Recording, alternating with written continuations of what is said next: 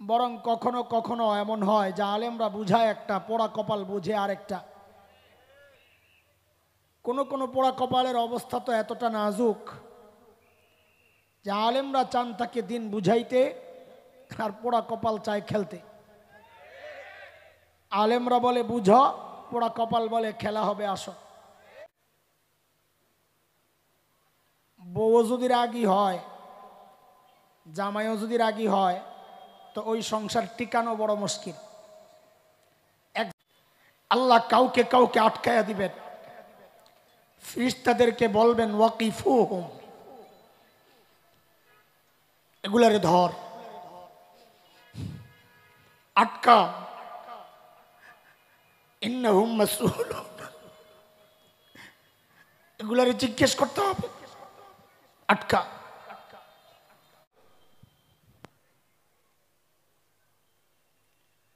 আসসালামু আলাইকুম ওয়া রাহমাতুল্লাহি ওয়া বারাকাতুহু। সুবহানাকা লা ইলমা লানা ইল্লা মা 'আল্লামতানা ইন্নাকা আনতাল আলিম। রাব্বি ইশরাহ লি সাদরি ওয়া yassir।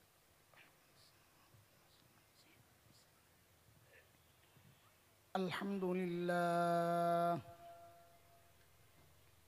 আলহামদুলিল্লাহি ওয়া কাফা ওয়া সালামুন আলা ইবাদিহিল্লাযীনা ইসতাফা। أما بعد فأعوذ بالله من الشيطان الرجيم.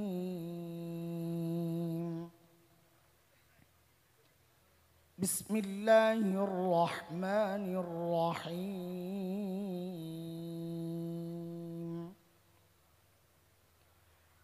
ونضع الموازين القسط ليوم القيامة فلا تظلم نفس شيئا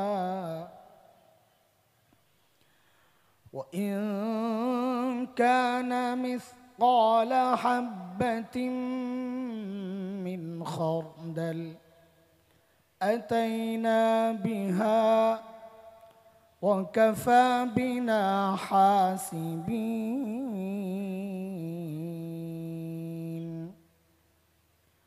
وعن أبي هريرة رضي الله تعالى عنه أنه قال قال رسول الله صلى الله عليه وسلم كلمتان حبيبتان إلى الرحمن خفيفتان على اللسان ثقيلتان في الميزان سبحان الله وبحمده سبحان الله العظيم. صدق الله العلي العظيم وصدق رسوله النبي الكريم ونحن على ذلك من الشاهدين والشاكرين والحمد لله رب العالمين.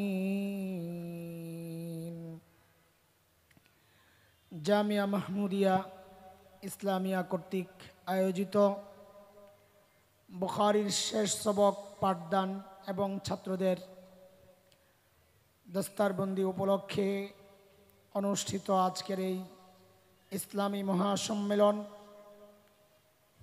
আজকের দ্বিতীয় দিবসের চলতি অধিবেশনের সম্মানিত সভাপতি, উপস্থিত হযরত উলামায়ে কেরাম, মুরব্বিয়ানে আযম, দূর দূরান্ত থেকে আগত ইসলাম প্রিয় সুধী সমাজ, প্রিয় ছাত্র ভাইয়েরা, যুবক বন্ধুরা, পর্দার আড়ালের মা ও বোন,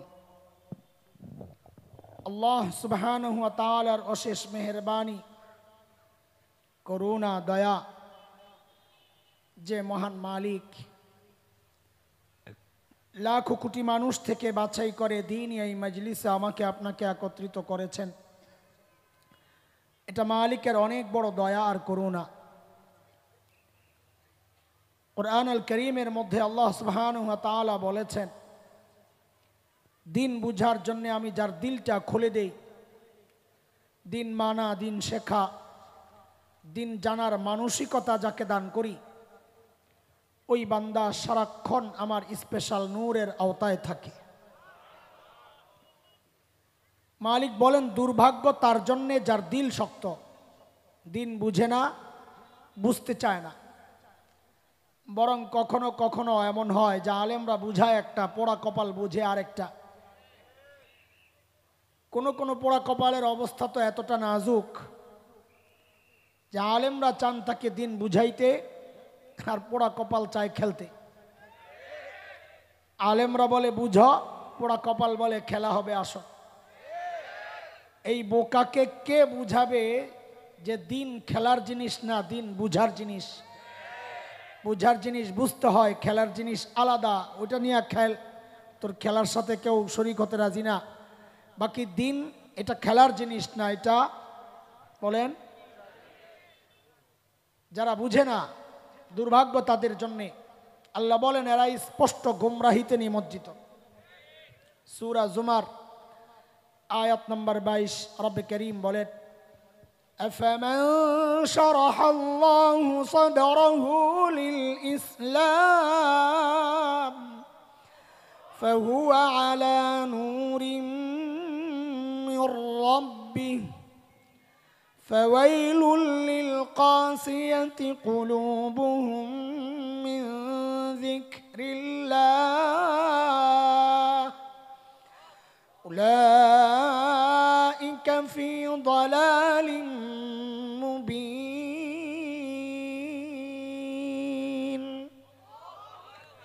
এই আয়াতের মধ্যে রব্বে কারীম এই কথাগুলো বলেছেন। মুহতারাম হাজরিন, যে মহান মালিক এই নিয়ামতে আমাদেরকে ধন্য করলেন, ওই মালিকের শুকরিয়া আদায় করি, জবান খুলে প্রাণ খুলে কালিমাতুশ শুকর উচ্চারণ করি, আলহামদুলিল্লাহ। আলহামদুলিল্লাহ। শুরুতে একটু বলেনি দোয়ার জন্যে, সেটা হচ্ছে আমি আজকে 5 দিন চলে অসুস্থ, জ্বর, খুব বাজে অবস্থা, আর একটু রেস্ট নেওয়ারও তো সুযোগ নাই। মানুষ ডেটগুলো নিয়ে রাখে 2-2.5 বছর আগে। এখন অসুস্থতার কারণে যদি না যাই, শরীয়ই ওজর, তারপরেও নিজের কাছে বিবেকে লাগে যে হারে মানুষটা কত কষ্ট করে আমাদেরকে কেন্দ্র করে মাহফিল সাজায়। আজকে না এখানে বহু কুতুবের মাঝে আমার কোনো দাম নাই, কিন্তু বহু জায়গায় গেলে তো আমি নিজেই কুতুব। তো আমি কুতুব না গেলে মাহফিল তো শেষ, তো কষ্টে মষ্টে যেতে হয় যেন আয়োজকরা বিব্রত না হন যে দাওয়াত না দিয়েই প্রচার করেছে। আর নিজেরও একটা ভয় আছে যে না গেলে না জানি কোন আল্লাহর বান্দা মনে করে বসে থাকে, মনে হয় আরেক জায়গায় বেশি পাইছে। বড় এক কঠিন এক জায়গা, এগুলা বড় ভয় লাগে আমার। তো এই জন্যই গলাও খুব বসা, কথা বলতে পারি না, খুব কষ্ট হয়। কাউকে যদি মানা করার সুযোগ থাকতো করে দিতাম। কথাগুলো বলতেছি ফাঁকি দেওয়ার জন্যে না, যে অসুস্থ আমি কিছু কথা বলে চলে যাই না, ফাঁকি দেওয়ার জন্যে আসি নাই, হাজিরা দিতেও আসি নাই, নিজের খোরাকের জন্যেই আসছি। কিছু পুঁজি নিজের কামাইয়ের জন্যে কথাগুলো বলতেছি, এই জন্যে যেন আপনারা দোয়া করেন যে আল্লাহ তাআলা যে আয়াত পড়েছি, একটা হাদিস পড়েছি, যে কথাগুলো বলতে চাচ্ছি, আল্লাহ যেন সহজে ওই কথাগুলো আমাকে বের করে দেন, আমার থেকে বের করে দেন। এই কথাগুলো যেন আমার নিজের সাথে আপনাদের সকলের হেদায়েতের জরিয়া হয়, এই দোয়া করি আমরা ইনশাআল্লাহ। জি, আমি দেখলাম ওই যে পোস্টারের মধ্যে, হ্যান্ডবিলের মধ্যে লেখা খতমে বুখারী। আসলে খতমে বুখারী বলতে আপনারা কি বুঝেন আল্লাহ জানে। আমরা যেটা বুঝি আর কি আমাদের সমাজে, যে বুখারী শেষ হইছে, আমাদের চাপ কমছে, একটা মাহফিল দিলাম আর কি, এখন সবক শেষ, যারা শেষ করছে তাদেরকে একটু পাগড়ি পরাইয়া দেওয়া, এদেরকে বুঝাইয়া দেওয়া যে তুমি আর এখন অন্যদের মতো না, তোমার এখন একটা আলাদা পরিচয় আসছে, সেই পরিচয় যেন লিবাসে, গুণে, আমলে, আখলাকে সব কিছুতে সুন্নতে নবী সাল্লাল্লাহু আলাইহি ওয়াসাল্লামের পরিচয় প্রকাশ পায়, এটা তাদেরকে বুঝাইয়া দেওয়া, এই উপলক্ষেই আয়োজন।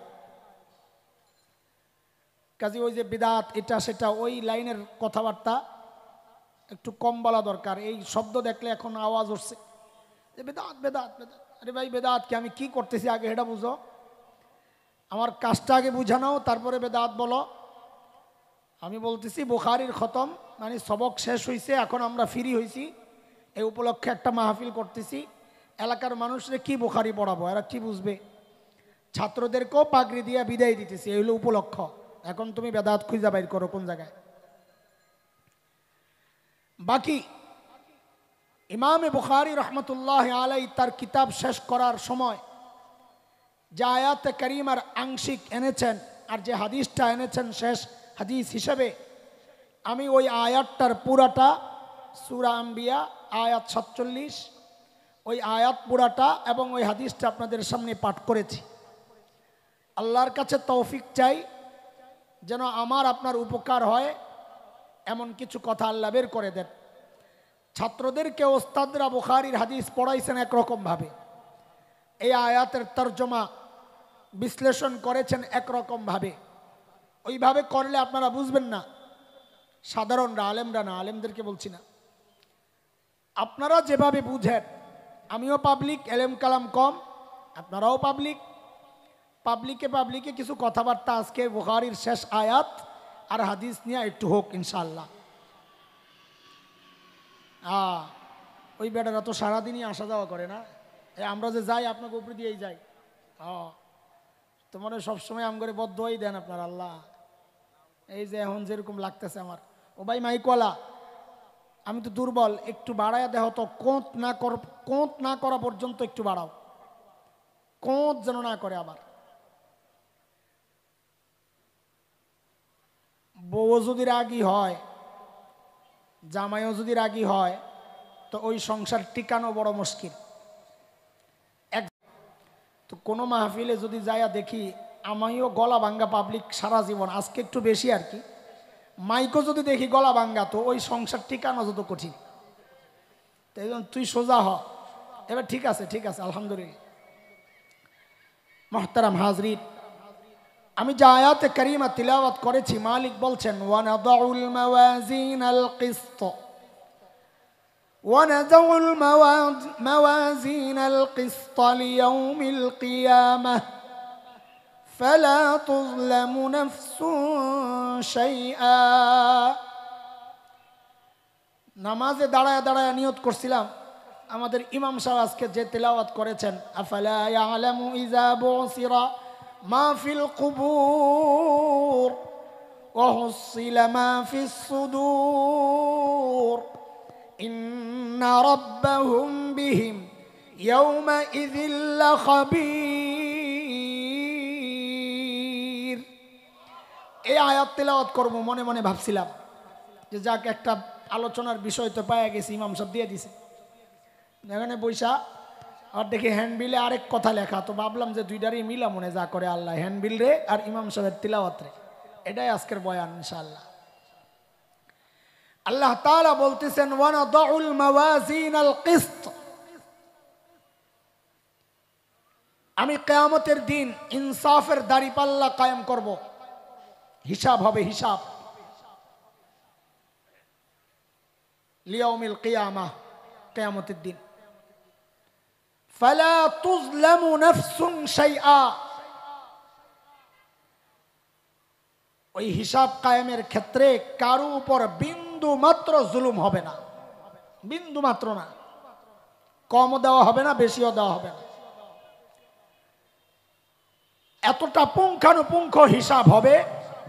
মালিক বলেন ওয়া ইন কানা মিসকালা হাববাতিন মিন খারদাল, সরিষা দানা পরিমাণও যদি হয় আমল, সেটা গুনাহ হইতে পারে, নেকিও হইতে পারে, যাই হোক, আতাইনা বিহা, আমি এটা আমল নামায় ওঠাবো।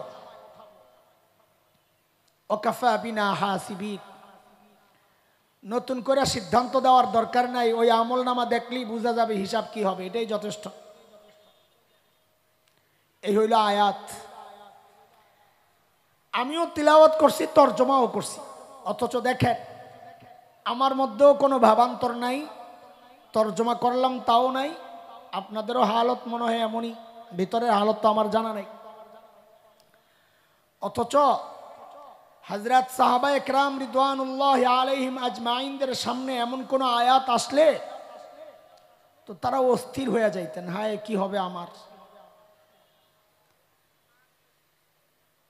হযরত আব্দুল্লাহ ইবনে ওমর রাদিয়াল্লাহু আনহুমা তিলাওয়াত করতেছিলেন, ইয়াউমা ইয়াকুমুন নাসু লিরাব্বিল আলামিন, সবাইকে কিয়ামতে আল্লাহর সামনে দাঁড়াইতে হবে।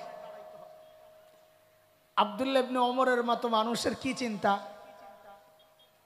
এত বড় মানুষ, অথচ আব্দুল্লাহ ইবনে ওমর এই আয়াত তিলাওয়াত করতেছেন আর কাঁদতেছেন, তিলাওয়াত করতেছেন আর কাঁদতেছেন, হায় আমার কি উপায় হবে। কাঁদতে কাঁদতে কাঁদতে কাঁদতে আব্দুল্লাহ ইবনে ওমর বেহুশ হয়ে গেছে, হায় কেমনে দাঁড়াবো। কারণ তারা দিলওয়ালা মানুষ ছিলেন। দিল আমাদেরটাও আছে, আমাদেরটা দিল শক্ত হয়ে গেছে, পাথরের চেয়েও শক্ত। আম্মা জান আয়েশা কি চিন্তা, কিসের টেনশন আম্মা জানের। আল মারউ মা'a মান আহাব্বা, যে যাকে ভালোবাসবে দুনিয়ায় হাসর তার সাথেই হবে। এই হাদিসকে সামনে রাখলে আম্মা জানের হাসর তো বোঝা যায়। সাহাবায়ে কেরাম জিজ্ঞেস করেছেন আপনার কাছে সবচেয়ে প্রিয় কে, তো নবী বলেছেন আয়েশা। বলে মিনার রিজাল, পুরুষের মধ্যে, বলে আবুহা, তার বাবা আবু বকর সবচেয়ে প্রিয় আমার। সে আম্মা জানের কি অবস্থা, আবু বকরের কি অবস্থা। আম্মা জান কামতেন আর বলতেন ইয়া লাইতানি কুনতু নাসিয়াম মানসিয়া, হায় আমি যদি অস্তিত্বহীন হয়ে যেতাম, আমি যদি নিঃশেষ হয়ে যেতাম, হায় এখন আল্লাহর কাছে আমি হিসাব কেমনে দিব, হ্যাঁ আমার কি হবে। হযরত ওমরের মতো মানুষ, আয় ওমর কত বড় মানুষ, হ্যাঁ আমাদের মতো আর 10 জন সাহাবীর মতো না, ওমর স্পেশাল। নবী আলাইহিস সালাম যাকে আল্লাহর কাছ থেকে চেয়ে এনেছেন, আল্লাহ আমি চাই এই লোকটাকে, আর কাউকে এইভাবে চাই আনেন নাই। 2 জনকে চাইছিলেন, একজনের পরে হিসাব থেকে বাদ দিয়ে দিয়েছেন, বুঝছেন এটা কাজ হবে না। আবু জাহেল পরে শুধু চাওয়া শুরু করছেন ওমরকে, আল্লাহ আমি চাই আমারে দেন। আল্লাহর কাছ থেকে ওমরকে চায়া নিছেন নবী, চায়া আনছেন। এত বড় মানুষ ওমর। নবী বলেছেন আমার পর যদি কেউ নবী হতো, লাউ কানা বাদি নবিয়্যুন লাকানা ওমর, আমার পর যদি কেউ নবী হতো ওমর হতো। এত বড় মানুষ ওমর। জান্নাতের সুসংবাদ পাওয়া, ওমরু ফিল জান্নাহ, ওমর জান্নাতি। আমি আপনি হকের উপর চললে বলা হয় লোকটা হকপন্থী। হযরত ওমর সম্পর্কে নবী বলেছেন পুরা উল্টা কথা, দারাল হাক্কু হাইসু দারা, ওমর যেদিকে যায় হক তার পেছনে পেছনে যায়। কোরআনের কত আয়াত যে ওমরের ইচ্ছা অনুযায়ী আল্লাহ নাজিল করছে, ওমর চেয়েছেন তো আল্লাহ আয়াত নাজিল করে দিয়েছে। নবী আলাইহিস সালাম জান্নাতে গিয়ে হযরত ওমরের বাড়িটা দেখছেন, আরে কি সুন্দর বাড়ি। দুনিয়ায় এসে নবী উচ্ছ্বাস আর আনন্দ প্রকাশ করতেছেন, আমার উম্মত খুশি এটা নবীর যে ওমরের বাড়িটা দেখছি, কি যে সুন্দর বাড়ি। আমার দিলটা চাইছিল বাড়ির ভেতরে ঢুকি, না জানি ভেতরটা কত সুন্দর, কিন্তু ঢুকি নাই। ওমরের যে প্রেস্টিজ, গায়রত, আত্মমর্যাদাবোধ, ঢুকলে যদি ওমর মাইন্ড করে, এই জন্য আমি ঢুকি নাই। কারণ কারো ঘরে তো অনুমতি ছাড়া ঢোকা যায় না, এটা কোরআনেরই নির্দেশ। সূরা নূরে আসছে না, ইয়া আইয়ুহাল্লাযীনা আমানু লা তাদখুলু বুয়ুতান গায়রা বুয়ুতিকুম হাত্তা তাস্তানিসু ওয়া তুসাল্লিমু আলা আহলিহা। কারো ঘরে অনুমতি ছাড়া ঢোকা নিষেধ। নবী বলেন এই জন্য আমি ঢুকি নাই। হায়, এই কথা শুই নাই তো হযরত ওমর বাচ্চাদের মতো হাউমাউ করে কান্না শুরু করছেন। আবিকা কিরতু ইয়া রাসূলুল্লাহ, আপনার সাথেও আমার আত্মমর্যাদা বোধ। আয়, কেন একটু ঢুকলেন না আপনি? কেন একটু ঢুকলেন না? এত বড় মানুষ ওমর, জান্নাতের সুসংবাদ পাওয়া, জান্নাতের বাড়িও দেখে আসলেন নবী যার, সেই ওমর নামাজে দাঁড়ায়া তিলাওয়াত করতেছিলেন। ও ভাই, বলতেছি যে আল্লাহর সামনে দাঁড়াইতে হবে, হিসাব হবে, এই কথাগুলো আমাদেরকে তো আঘাত করে না, কিন্তু যাদের দিল ছিল তাদের অবস্থা কেমন ছিল? হযরত ওমর নামাজে দাঁড়াইছেন তো তিলাওয়াত করতেছিলেন, ওয়াকিফুহুম ইন্নাহুম মাসউলুন। হাসরের মাঠের একটা চিত্র, আল্লাহ কাউকে কাউকে আটকায়া দিবেন, ফেরেশতাদেরকে বলবেন ওয়াকিফুহুম, এগুলারে ধর, আটকা, ইন্নাহুম মাসউলুন, এগুলারে জিজ্ঞেস করতে হবে, আটকা। সাইয়েদনা ওমর তিলাওয়াত করতেছেন আর কাঁদতেছেন, তিলাওয়াত করেন আর কাঁদেন। কান্নার আওয়াজ এত উঁচু হয়ে গেছে, এমন ভাবে ফোহাইতেছিলেন, রিওয়ায়াতে আসছে যে পিছনের কাতারের সাহাবীরাও ওমরের কান্নার আওয়াজ পাইতেছিল। নামাজের পরে সাহাবীরা জিজ্ঞেস করেন, হযরত, এই হায়াত তো আপনার সম্পর্কে না, আপনি তো জান্নাতি।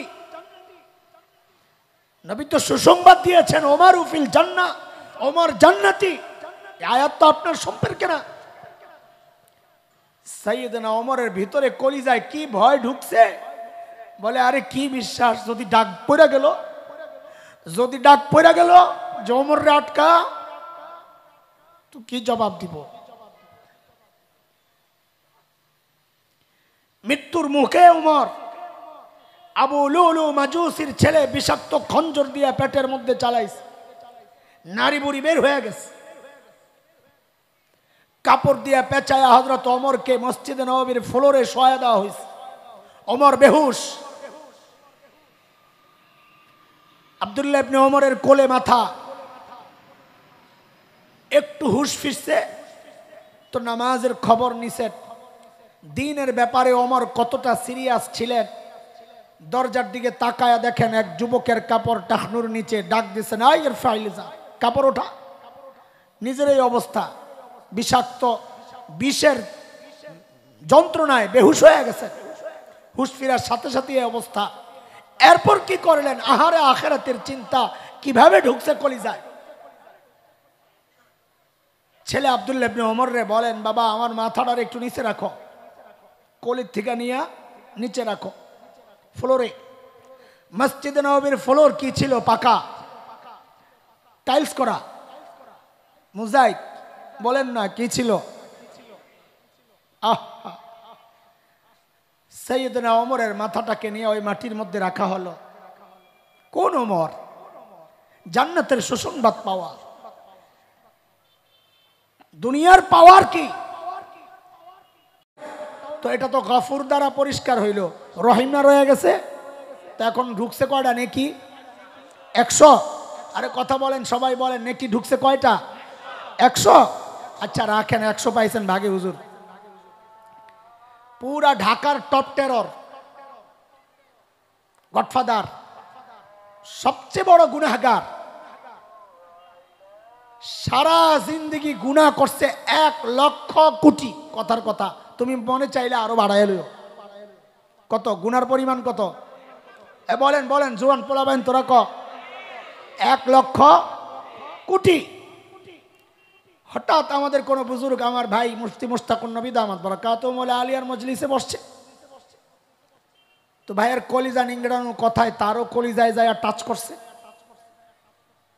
ভিতরে ভিতরে একটা অনুশোচনা, হাই কি করলাম, হাই কি করলাম। ওই হাই কি করলামের সাথে সাথে তো সব নাই, তওবা করছে আল্লাহর কাছে পাক্কা দিলে, চোখের পানি দিয়া গুনাহটা সব ধুইয়া ফেলছে। পাক্কা নিয়ত করে বাসায় এসেই যা আছে সব ফালাইয়া মাদ্রাসায় ভর্তি হয়ে যাবো নিয়ত করছে, অথবা চিল্লায় যাবো গা নিয়ত করছে, অথবা কোনো হক্কানি বুজুর্গের খানকায় চলে যাবে নিয়ত করছে, কাজ শুরু করে দিছে। বলেন তো তার আমল নামায় গুনাহ রইছে কয়টা? বলেন কয়টা? একটাও না। বুঝা বলছেন তো? আরে মানুষ এটাও সন্দেহ করে, গুনাহ করছে এত বছর লাগায় একবারে খালি একটু বললে মাফ হবে, অথচ এই কিন্তু কম্পিউটারে মোবাইলে অল ডিলেট অপশনকে ঠিকই বিশ্বাস করে।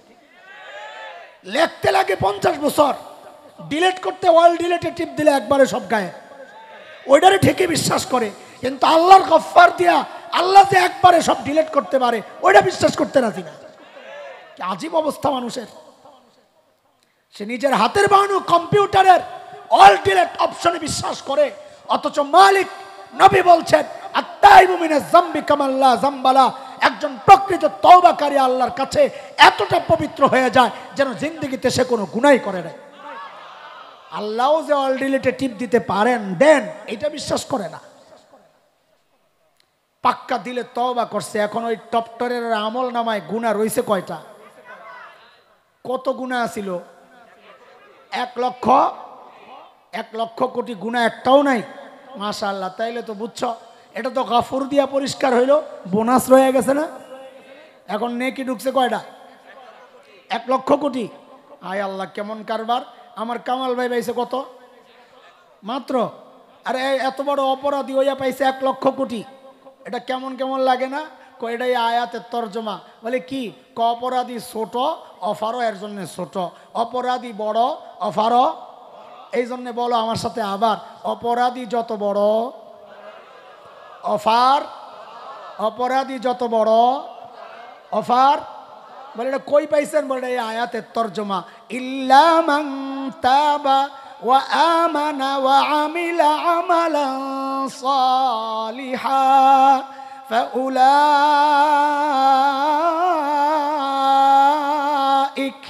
ইউবাদদিলুল্লাহু সাইয়্যাতিহিম হাসানাত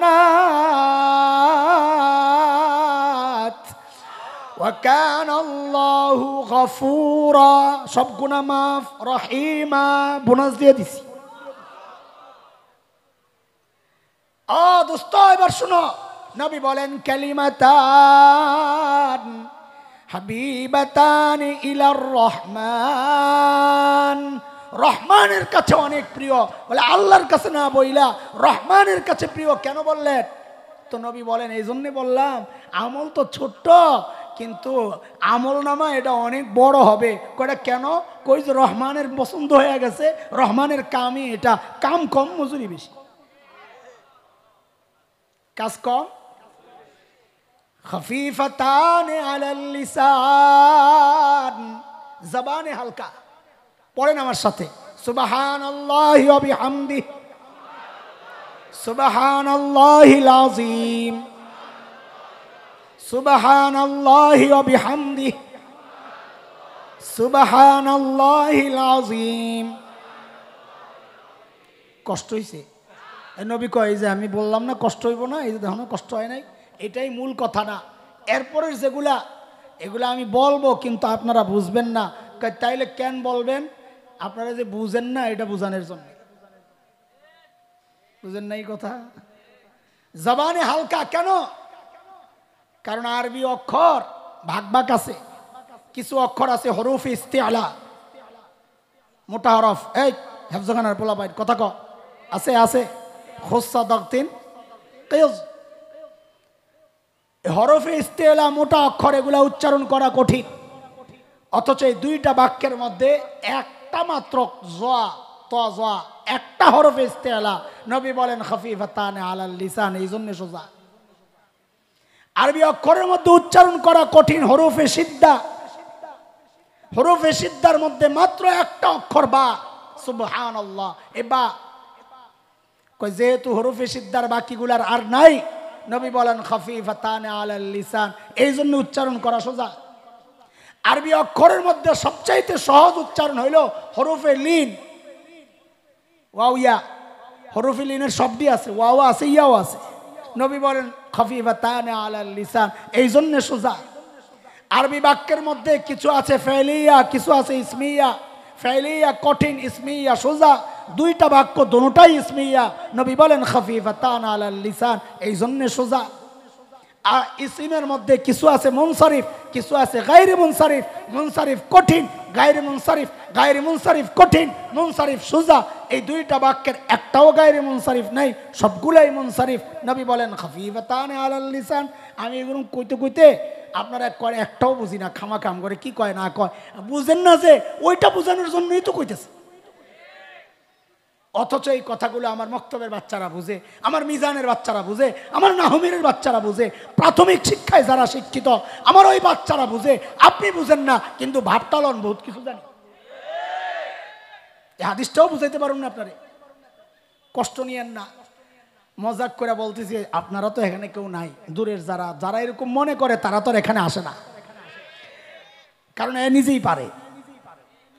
আমরা আগে কিছু করে খাইতাম, এতদিন তো খালি পাবলিক মনে করতো আল্লাহ আমগরে দুনিয়ায় পাঠাইছে তাবিজ দেওয়ার জন্যে, আমগো মৌলবি করে আল্লাহ পাঠাইছে খালি খতম পড়ার জন্যে, মিলাদ পড়ার জন্যে। আমগো মৌলবি কামই এটা, ইমামতি করার জন্যে। এখন দেখেন আমগো কাম আরো কমাইতেছে, এখন ইমামতির দায়িত্ব লয়ে আলিস। আমার বাপের জানাজা আমি পড়া, তা আমগো ভাগে তুই রাখবি কি করে? কদিন পরে তাবিজও দেওয়া শুরু বাদ দিব, যা দেখা যাইতেছে। তা আমরা কি করে খামু? লা হাওলা ওয়ালা কুওয়াতা ইল্লা বিল্লাহিল আলিয়্যিল আযীম। আল্লাহ হেদায়েত দিক। এত সোজা না দিক, দাঁড়ায় গেলাম আর হয়ে গেল। পিছনে কারা থাকবে? থাকবে তোমার মতো যারা, যার ভেতরে তাকওয়া আছে, সেই রকম ফাসিকের পিছনে নামাজ পড়তে পারে না। কষ্ট নিয়েন না। আলেম থেকে দ্বীনের ব্যাপারে নিজেকে পণ্ডিত ভাবা, এটা আপনার অধপতনের জন্য যথেষ্ট। এক আল্লাহর বান্দা মৌলবি দেখতে পারতো না, আসে না এরকম কিছু পাবলিক, দাড়িওয়ালা টুপিওয়ালা দেখলে চুলকানি শুরু হয়। একদিন স্বপ্নে দেখে কি, নামাজের মধ্যে বড় বড় আলেম হুজুররা ওনার পিছনে, উনি সামনে নামাজে। ঘুমের থেকে ওইটাই তো খুশি, আরে আল্লাহ আমার মর্যাদা, মোল্লারা না বুঝলে কি হয়েছে, আল্লাহ ঠিকই চিনছে। স্বপ্নে দেখছে হুজুররা নামাজে পিছনে, ছেলেরে পাঠাইছে সময়ের সবচেয়ে বড় আলেমের কাছে, এই যা স্বপ্নের ব্যাখ্যা যায় জিজ্ঞেস কর, দেখবি হুজুর যে খারাপ, উল্টা পাল্টা ব্যাখ্যা দিব। যা পোলায় গেছে সময়ের বড় আলেমের কাছে, হুজুর আব্বা আজকে স্বপ্ন দেখছে আপনারা হুজুররা নামাজে, আপনারা পিছনে, আব্বাই সামনে। তো হুজুর কয় তোর বাপের তো মরণের সময় আছে রে। ছেলে কয় দেখছো কারবার, আব্বাই তো ঠিকই কইছে। কত খারাপ আব্বা, কত সুন্দর একটা স্বপ্ন দেখলার ব্যাখ্যাটা দিল কি? জিদ্দে ঘরে আসতেছে কাজকে, আব্বা আমি একজোট বাপ ছেলে আজকে হুজুরদের বিরুদ্ধে ঐক্যবদ্ধ যুগপৎ আন্দোলন। ঘরে আইসা দেখে ঘরে কান্নাকাটির আওয়াজ পায়। কিরে কিসের কান্না? ঘরে ঢুইকা দেখে হায় আল্লাহ বাপ তো মরে গেছে। দৌড়ে গেছে হুজুরের কাছে, হুজুর আব্বা তো মারা গেছে, কি স্বপ্নের ব্যাখ্যা দিলেন আপনি? কয়টাই তো দিলাম, কিছু বুঝলাম না তো। কারে গাদা, নামাজের মধ্যে কেউ নিজেকে যদি আলেমের সামনে দেখে, আর মানি হইল একটাই সুরত নামাজে, আওয়াম আলেমের সামনে কখন যায়? যখন জানাজা দাঁড়ায়, লাশ সামনে, আলেম পিছনে, আল্লাহু আকবার। তোর বাপ তো এটাই দেখছে, হ্যাঁ মনে করছে ইমাম সাহেব। গাদা, জাহেল আবার আলেমের ইমাম হয় নাকি? জাহেল যদি আলেমের ইমাম হইতে চায়, জাহেল যদি নিজেকে আলেমের চেয়ে পণ্ডিত ভাবে, এটা শয়তানের স্বভাব। কারণ শয়তান, সূরা আরাফ আয়াত 20-21 তালাশ করে দেখো, হযরত আদমকে যায় শয়তান বলে মা নাহাকুমা রাব্বুকুমা আন হাযিহি শাজারা, ফল খান না কেন? আল্লাহ মানা করছে। আরে আল্লাহ কি জন্য মানা করছে? কি জন্য? কইল্লা আন তাকুনা মালাকাইন, আর খাইলে ফেরেশতা হয়ে যাবেন, এটা আল্লাহ চায় না। তাহলে আল্লাহর কালাম আর শরীয়তের ব্যাখ্যা দিল কে? মুফাসসির হুজুরের নাম কি? আরে কথা কও। কিন্তু দিছে কার সামনে? আর নবীর সামনে। কার সামনে? তাহলে শরীয়তের ব্যাখ্যা দিল শয়তান নবীর সামনে। ও কাহিনী এই জায়গায় পেশ লাগছে। ওই সময়ে শয়তান শরীয়তের ব্যাখ্যা দিছে নবীর সামনে, এই সময়ে আইসা শয়তানের দোসররা শরীয়তের ব্যাখ্যা দেয় নবীর ওয়ারিসদের সামনে।